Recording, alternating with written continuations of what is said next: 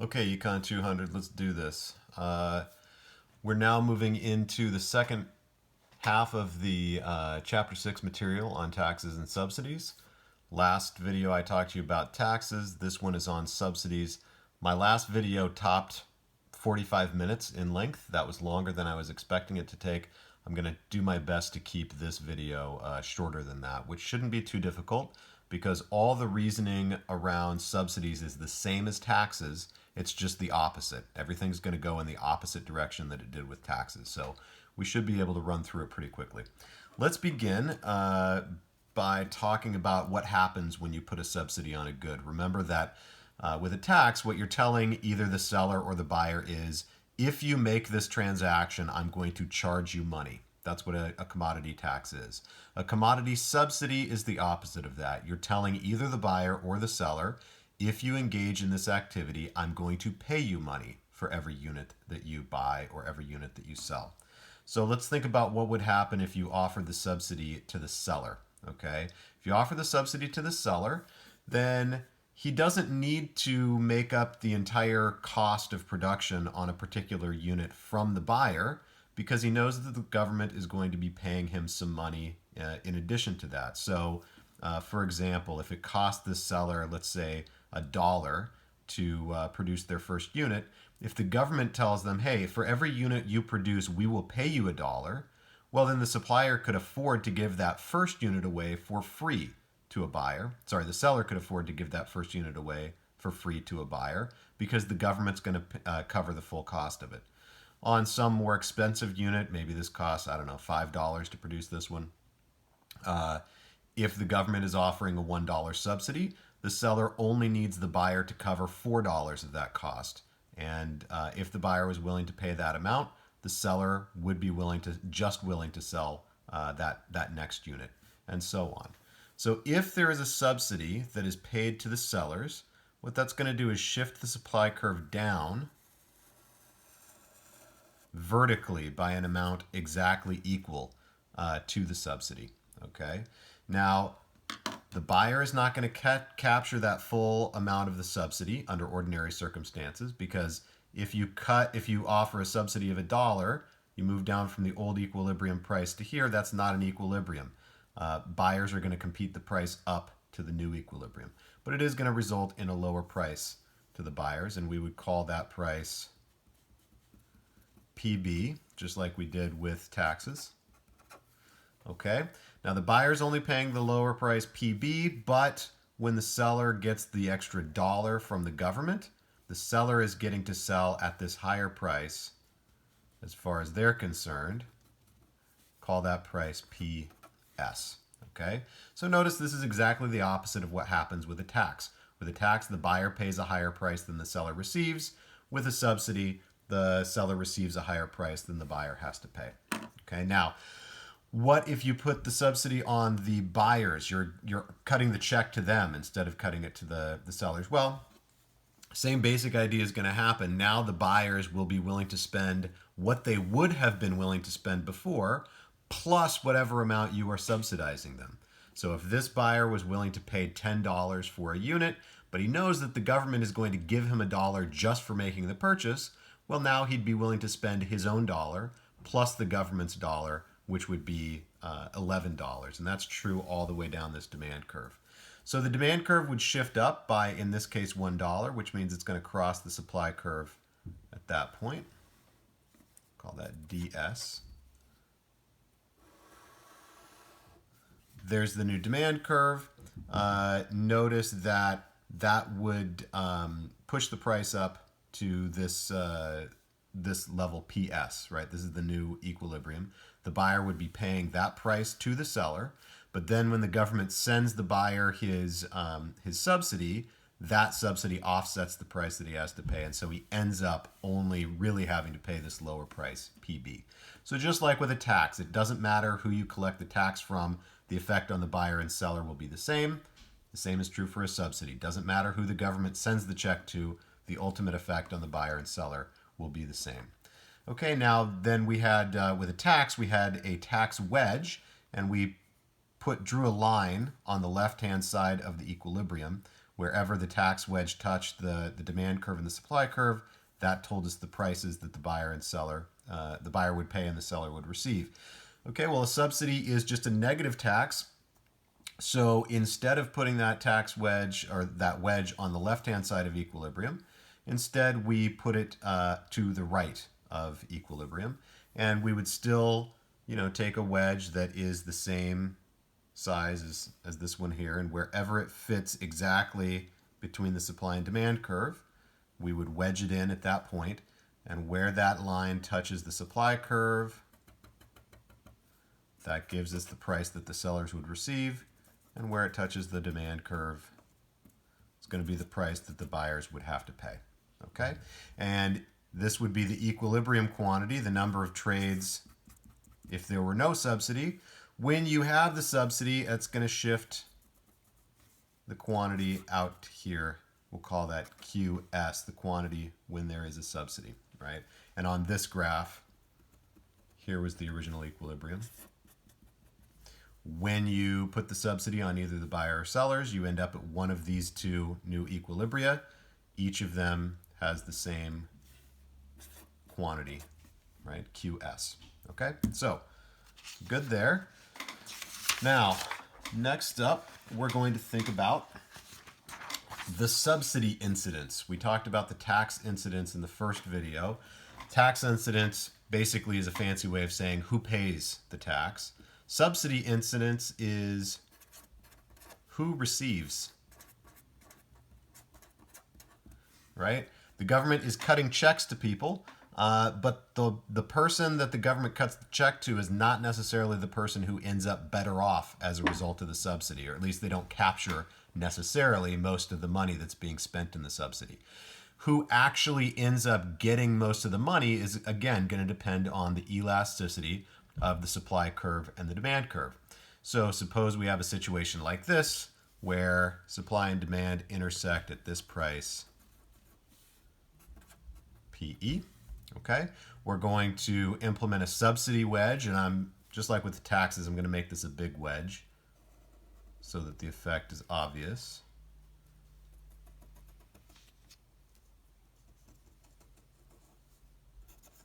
Price the sellers would receive would be down here. Price the buyers would pay is going to be down here. And so notice that the winner in this sense, or the side of the market that receives more of the subsidy, is going to be the side of the market whose price has been pushed farther from the original equilibrium. And in this case, where demand is very elastic and supply is very inelastic, it is the sellers who get their price pushed way above the old equilibrium. So they're doing a lot better under this regime. But the buyers, they're paying less than they were in equilibrium, but it's pretty close to what it was before. So they didn't capture very much of the value of this subsidy. Okay. Now let's go down to this case where it's demand that's inelastic, supply that's very elastic. Once again, where those two intersect, we're going to have an equilibrium price PE. Okay. Again, we'll put in a very large subsidy. So draw the wedge like so. There's the price that the buyer pays. Here's the price that the seller will receive. And now when it's the supply curve that's more elastic and the demand curve that's more inelastic, notice that it is the buyer's price that changes more. So the buyers are going to end up capturing most of this subsidy. The sellers, their price goes up by a little bit, so they only gain a little bit of the value of the subsidy. Okay. So with taxes, the rule was elasticity equals escape. If there's a tax, you would prefer to be on the more elastic side of the market, because that means you're going to escape most of the cost of the tax. When there's a subsidy, it's exactly the opposite. You would rather be on the more inelastic side of the market because, as they put it in your textbook, the one who pays the tax is the one who captures the subsidy. Okay? So you'd rather be, in this case, the sellers, because the other sellers along with you, they're not very responsive to changes in price. whereas the buyers are very responsive to changes in price. So as the price falls just a little bit here, a lot of extra buyers are going to quickly come in to purchase those extra units, and they're going to compete that price up to keep it close to the old equilibrium. But the sellers are not so eager to jump in, right, and produce extra units. And so what that means is you have to push the price up higher for the sellers to produce those extra units that the buyers are willing to pay, willing to buy at prices that are very close to the old equilibrium. The opposite is true here. Okay, the buyers are not very responsive to price. So if you're going to get this many more of the buyers to purchase, you have to give them a really, a smoking hot deal, right? You have to cut the price by a lot. Whereas these sellers will quickly enter to supply extra units, and so they're going to compete with each other and keep their price down lower, closer to the old equilibrium. In the textbook and also in Cowan and Tabarrok's video online, they give you an example here where you've got pretty elastic demand and inelastic supply. The example was California cotton, and I won't repeat that here. You can read about that in the book or watch about it in their video. But another example that I would give you is higher education.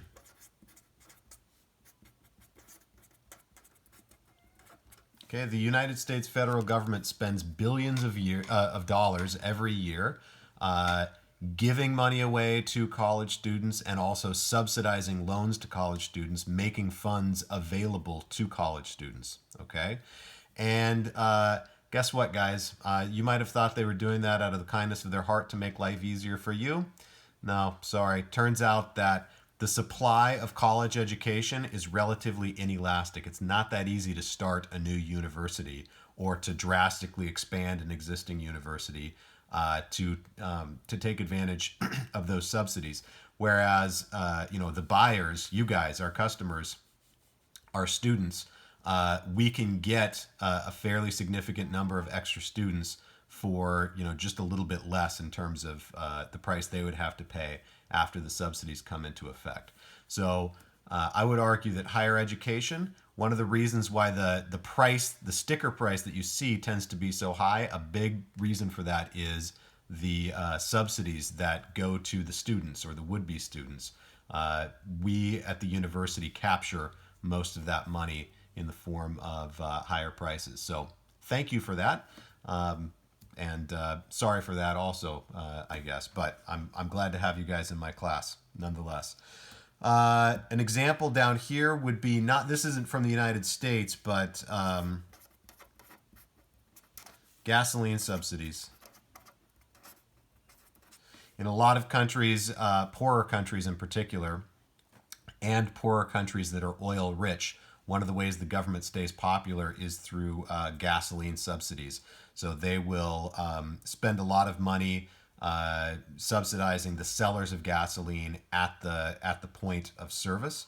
And although they're cutting the check primarily to the suppliers, the supply of gasoline in those markets tends to be relatively elastic because you can import gasoline at a pretty similar price from, say, other countries. But demand for gasoline tends to be relatively inelastic, and so most of the benefit of those subsidies goes to the consumers, which explains one reason why they tend to be very, very popular among the people who live in those countries. And when those governments try to cut the subsidy or eliminate them, oftentimes they'll have a riot on their hands, and so they tend to persist, to stay in place for a long time. Last thing I'm going to talk about for subsidies is the relevant formulas. Okay, so calculating the areas on this graph.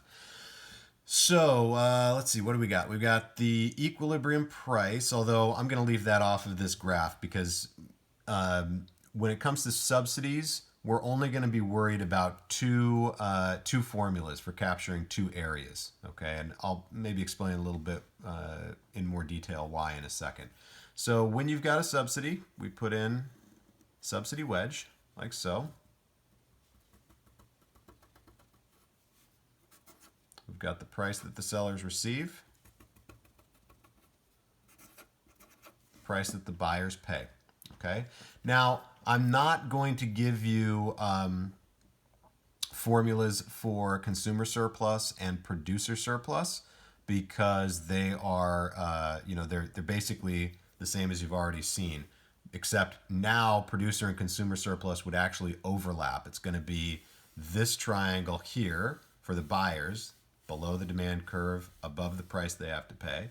And it's going to be this overlapping triangle here for the seller surplus, the producer surplus, the area below the price they receive and above the supply curve. Okay, so they actually get all that extra surplus, but where that surplus is coming from is the spending that the government is doing in this market. Okay, it comes from the cost of the subsidy, the amount of money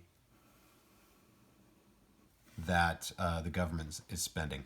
In fact, I'm going to not refer to it as a cost because really the economic cost is the deadweight loss. Okay, so this area right here, this black rectangle, that whole thing is the subsidy spending. Okay. Now the subsidy spending is going to be, the height of this rectangle is going to be the price that the sellers receive minus the price that the buyers pay. So down here I'm just going to call it the spend is equal to PS minus PB. And then the length of that rectangle is going to be what? Well, when you put in the subsidy, there's a certain number of units that are going to be consumed in this new equilibrium, bought and sold. Call that QS for the quantity when there's a subsidy. And this formula gives you the area of that rectangle. The government is going to have to spend an amount equal to the subsidy per unit times the total number of units that are bought and sold in this market. Okay, so that's going to give you the total spending. Now, turns out that there is a deadweight loss that is created by this subsidy. When we had a tax, there would be a tax wedge on the side, right? And the deadweight loss was this triangle over here, which was valuable trades that didn't happen because the price was too high for these buyers to be willing to pay and too low for these sellers to be willing to produce. With a subsidy, it's the opposite. So you get these extra, here's the quantity that would trade in equilibrium, QE. Notice that when you hit QE, you've gotten to the point where the value to that last buyer is exactly equal to the cost of production to the last seller. So you've captured all of those available gains from trade, right? Now though, with a subsidy, you have these extra units that trade where it's actually costing the seller more to produce them than they are valuable to the buyers. The buyers wouldn't voluntarily purchase these units unless they were getting paid by the government to purchase them. And the sellers wouldn't willingly sell those units unless they were getting paid by the government to produce them. Okay? So these are wasteful transactions. And the economic losses representing those wasted transactions or wasted resources is given by this deadweight loss triangle right here. Okay, there's too many trades in this market, trades where the cost exceeds the benefit. So the deadweight loss when you've got a subsidy is going to be, well, the height of this triangle is the same as the height of the spending rectangle. It's going to be the price the sellers receive minus the price that the buyers pay. But the deadweight loss isn't on every single unit. Most of these units that trade are units that we would have wanted to see trade anyway, right? All the way up to QE. The only trades where there's waste is on these extra transactions from QE to QS. So we're going to multiply by the quantity of units when there is a subsidy minus the equilibrium quantity when there is no subsidy. So then we divide this by 2 and we get the area of that triangle right there. Okay, those are the only formulas that we're going to worry about with a subsidy. So that does it for this lecture and for this video. I will plan on putting up videos on Chapter 8 in a few days' time. In the meantime, I hope you guys enjoy your spring break. Be sure to send me your the answers to your homework problems from Chapter 6 by this Friday at 5 p.m. Pacific Standard Time. And as always, guys, be flexible, communicate, stay awesome.